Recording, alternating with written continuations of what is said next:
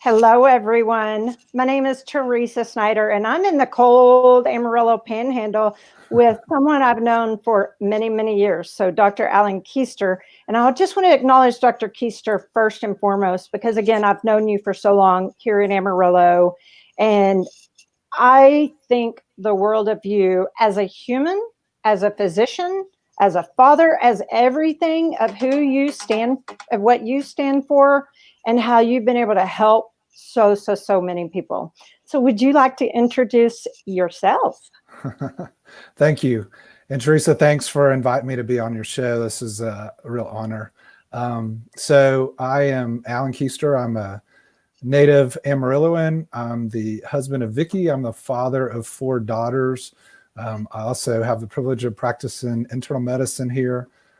Been here for about 20 years. And so, yeah, we have had really a fun journey over the last about 6 years, although sort of the story may go back for about 10 years on starting Heal the City. And so, yeah, so kind of a crazy story. Like I say, born and raised here in Amarillo, had a great experience here.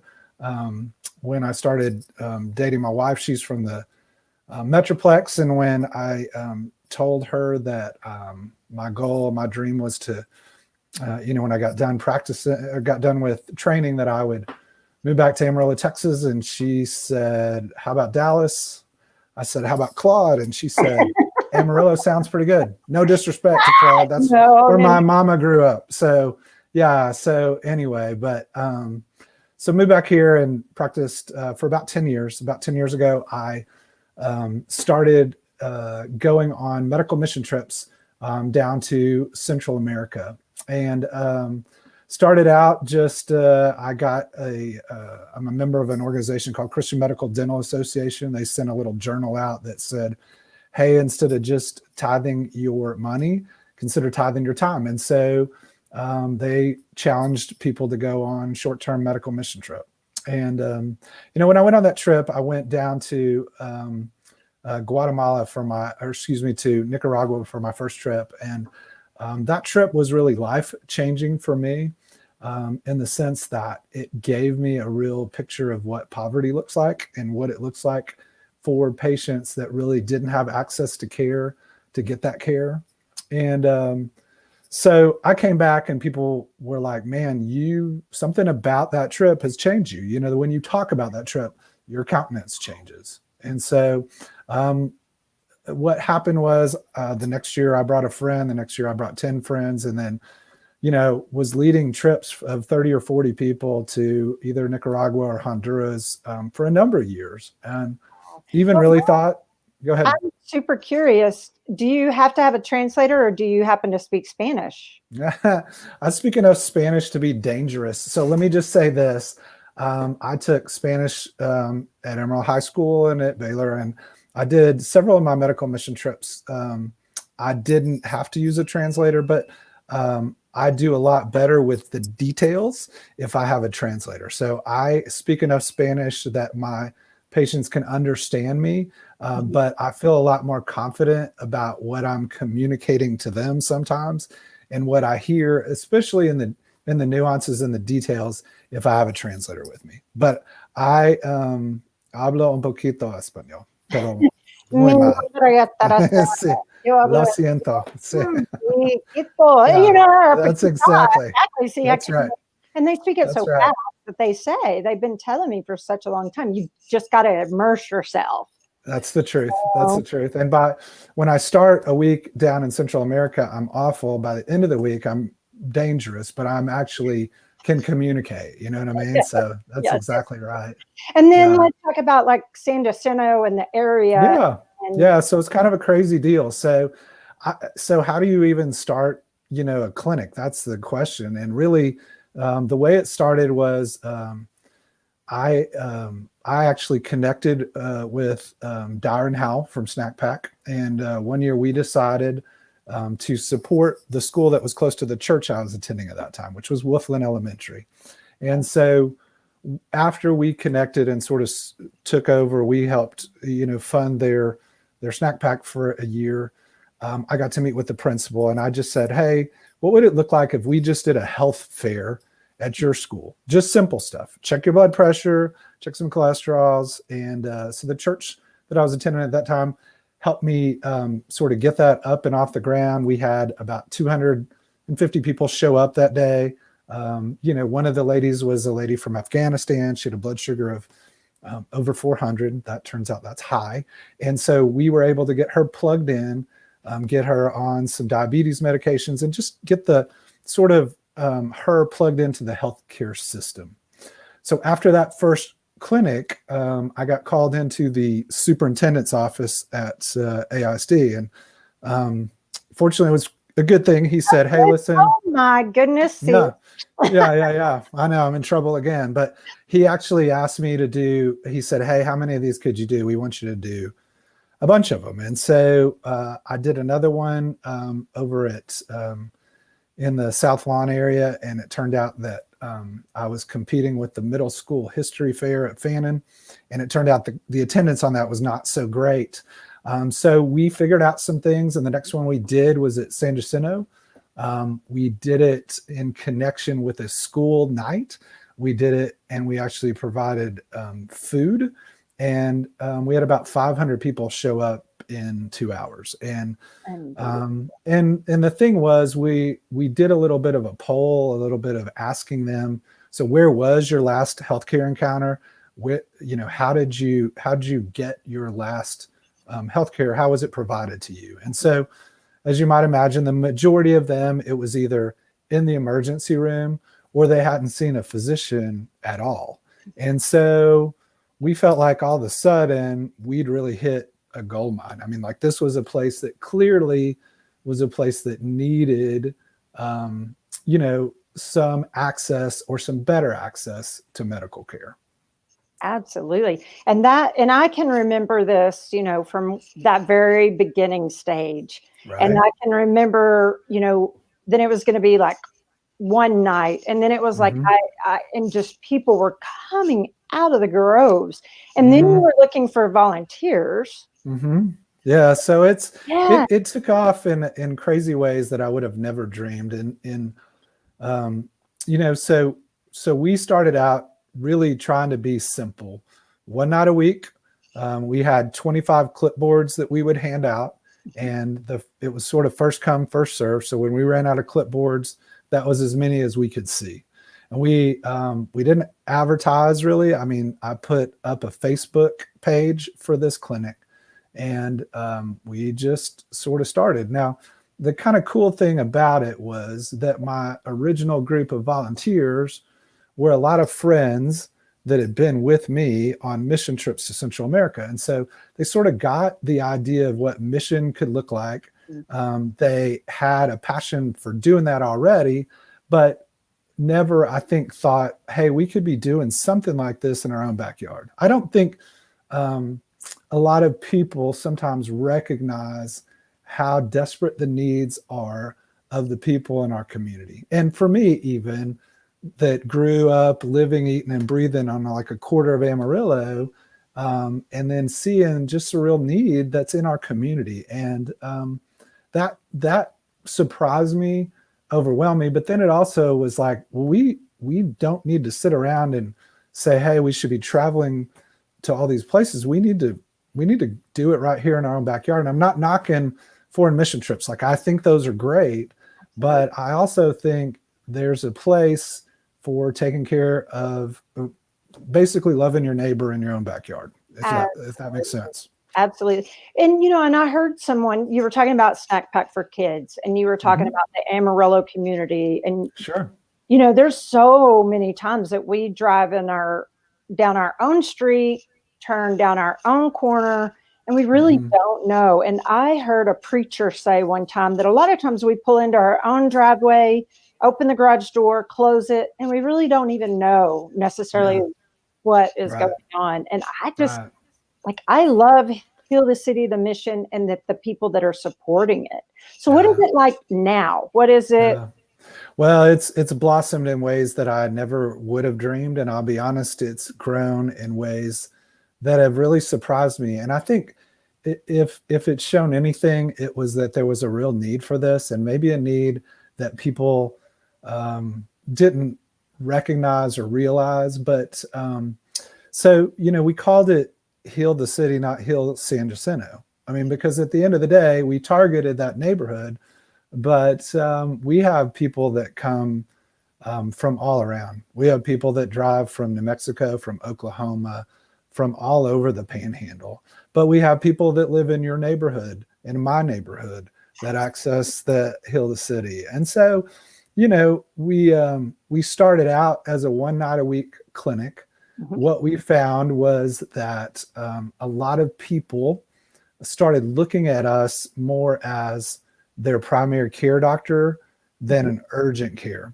And so, and we were providing medications for people. We had a collaborative, and still do, a collaborative relationship with Texas Tech, both the pharmacy school and the medical school. And so they were helping supply medications, and it took off in ways that we never dreamed we would be seeing, way more than the 25 that were on the clipboards. We were seeing lots of patients who were coming back over and over to get refills. And we turned out that we recognized we weren't probably being as good as stewards of the resources that we had, because it turns out that if you offer free things, sometimes people will take advantage of you. Mm-hmm. And at the end of the day, what we recognized was we might need to have a separate program that really addresses the primary care needs of people who don't have access to that. And so what we did was we created a separate, what we call our chronic care clinic, called Shalom Clinic. And so now that's a 5-day-a-week clinic that basically we have, I think, 550 people that are enrolled in that clinic, that it's comprehensive primary care for uninsured patients. Now, those patients have to go through, they have to be denied access to care through J.O. Wyatt, that they don't qualify for J.O. Wyatt. They also have to go through sort of economic evaluation through BSA and through their charity care department. And once they do that, then they go through an orientation with Heal the City. And the Shalom Clinic, what it does is it basically makes a covenant relationship with these patients. And it says it like this: we'll provide quality medical care, we'll provide your medications for free, we'll provide you with referral services as you need them. But here's the deal: you have skin in this game too. So you have to participate in wellness classes.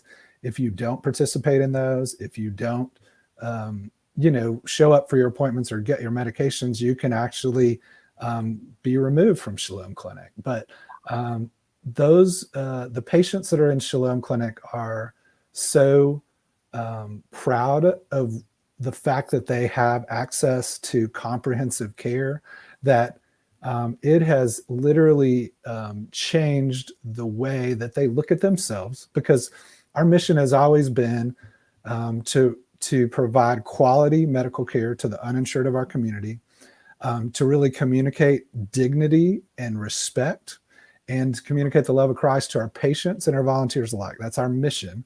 But it's most lived out with those patients that come back over and over. And we get to see them really transformed. Like, we get to watch people that are out of control with their diabetes or out of control with their blood pressure.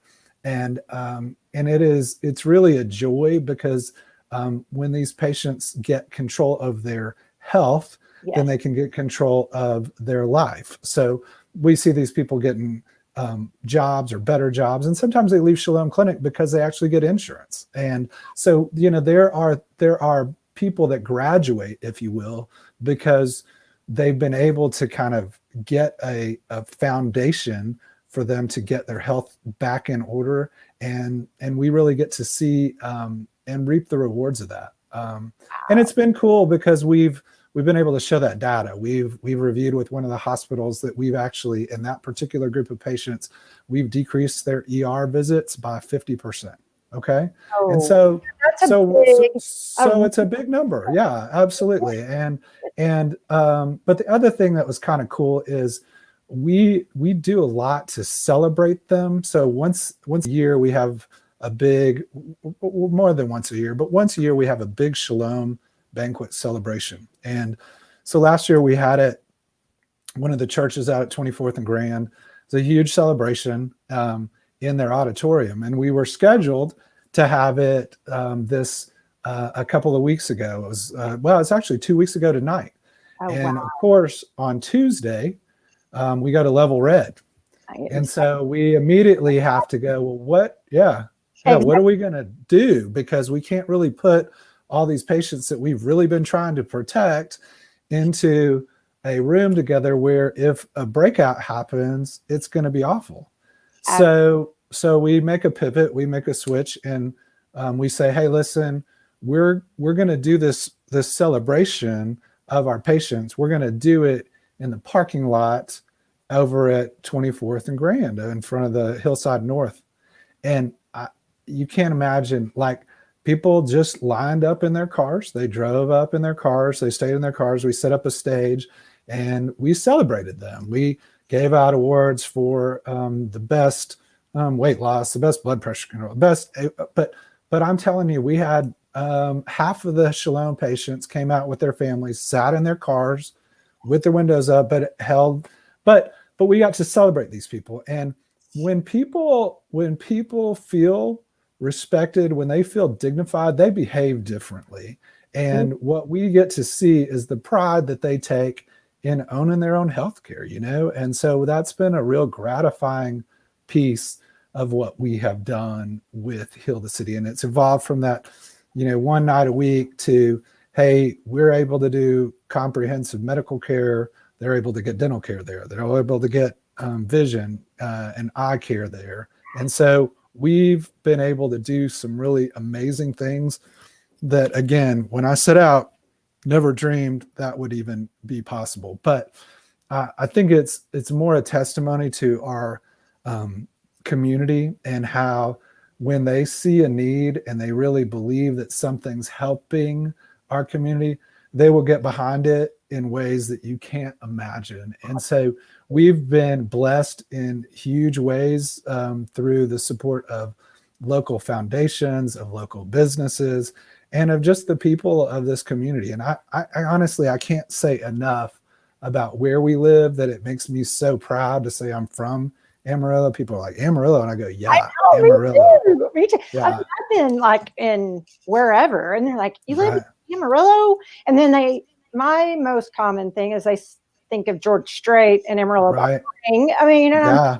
Or have you eaten that 72-ounce steak or something, right? So those are the two things that put us on the map. And right. now Heal the City has definitely put us on the map. But yet we're very kind, prideful, happy. We respect one another. So people want to get involved. In the last couple of minutes, I mean, and I'm in no rush, but I want to know, how can people get involved? How can they show support? How can they? Basically, that's my question. Yeah, so it's been a challenge because, again, we have a volunteer role of about 400 people. I mean, there are people that have been incredibly dedicated and faithful to volunteering for us. But COVID has changed things in big ways. And so we have really been. Mark, go ahead. Let me say this, just in case this is ever on replay and people are like, what? There is a pandemic going on. So that whenever we see this video in 10 years and go, remember that day. Right. No, that's right. There is this pandemic, and you have been able to pivot. And well, we had to, because what it would look like before, so what it looked like at the beginning of this year is people would show up at 1:30, they would line up and they would wait to be seen. And what we quickly found was, hey, listen, it is not safe for people to be gathered in large groups. That's not going to be an option for us. And at the end of the day, it didn't communicate dignity and respect that we wanted to anyway for our patients. Standing in a long line only makes you feel like you're, being run through like cattle or something. And so that was that was not ever our intent. It's just what happened as it grew. And so what we've been able to do with COVID is we've changed the way so that our patients now call and they actually get an acute care appointment, just like you might do if you went to see your doctor. And so those patients actually, yes, that's right. That's right. I'm very proud of that. But I'm saying that's what we're trying to do, is create a culture that feels like what a normal interaction with a physician. Teach that that's what should happen. And so at the end of the day, what's happening now is we actually have those patients coming in for appointments, and it's not just Monday nights after hours now. The acute care are able to come, those patients are able to come in after hours, I mean, during the week and at different times. And so we still have a little bit of after hour stuff on Monday night, but more of it is happening during the week, Monday through Thursday. So they can call, they can get an appointment and be seen for an acute care appointment. And then if they qualify, we can put them on the road and on the process to doing, to getting into the Shalom Clinic. But wow. That's a long. Do you happen to know the phone number? And I'm going to actually put it in the comments. I happen to know the phone number, but I'm better at just looking on here and making sure I tell you the right number so you can tell everybody. That's why I on the spot. I'm like, oh my God. The phone number is 806 okay 231 0367. Okay, good. And I'm glad to know I'm not the only one that's always like, I need to make sure that this is correct. So is that correct? That is correct. Yeah. Okay, I'm going to make sure that's correct. Yeah. Yeah. I'm sure I'll get texts from all of my staff that are saying, no, why did you put that out there, Keister? Oh, yeah, no. We're glad. That's exactly right. That's exactly right. And it's on, and we're on Facebook and we're on Instagram, and you can see. And one of the things that I think is special is that we get to celebrate our patients on social media, that they give us permission to do that, but they get the real joy of seeing their health transformed and get to see patient stories told. So you asked about volunteer, and I'm going to tell you that right now it's a little tricky because of COVID, but we have some different ways. If you have a skill, we're always looking for people to teach our wellness classes. And we teach wellness classes on everything that you can imagine. So fitness, obviously dietary, good diet things. We have people that talk about budgeting and good lifestyle choices. So if you have a skill, we would love to know about that. We do serve our... and I just happen to have a couple of skills. It turns out you do. I know about you, girl. You have a few of those skills, is right. I know, right? The other thing is we do provide our volunteer physicians and the folks that come in on Monday nights, we do provide a meal for them. So a lot of times Sunday school classes, small groups, or businesses provide a meal. So that is actually something that's really helpful for our volunteers. If you have a medical skill set, we can always use you. So if you're a physician or even a retired physician, we would love it. If you're a nurse that has an interest in volunteering, we would love it. If you're, a pharmacist or a phlebotomist, if you have a skill that's in the healthcare world, we would love to use it. We are always looking for different ways to celebrate our patients. And so Lisa Lloyd helps us a lot over there doing that and coming up with creative ways to celebrate our patients. So sometimes it's writing birthday cards and or celebration notes for our patients and just being creative about that. Again, our executive director, Chelsea Stevens, does an amazing job, and she's always coming up with creative ideas about how to pivot, like what's the next step and how to be prepared for what comes next. We also, we have a collaborative relationship with Snack Pack. We actually provide, we actually have we got a grant, and we are actually providing meals and food for some of the patients in the Shalom Clinic. We found out through some of our surveys that up to 3 out of 4 of our patients in Shalom have food insecurity. So they struggle with food insecurity at times. So I'm going to ask you, is that how, oh, whoops. Is that how you spell PAC, P-A-K? Mm-hmm. Right? Because it's Yes. their logo, right? Okay. I think it's, well, I'll make sure because I don't want to get, Darren's my good friend and I'm not going to get in trouble. Right? Me too. And I want to give him a shout out for everything that they do. Because I'm thinking absolutely different. And we want to definitely say thank you to them. Like I see the volunteers when they're you're doing it right. Snack pack for kids. Yep. But they have they've housed a incredible program to help us provide quality nutrition for our patients in Shalom.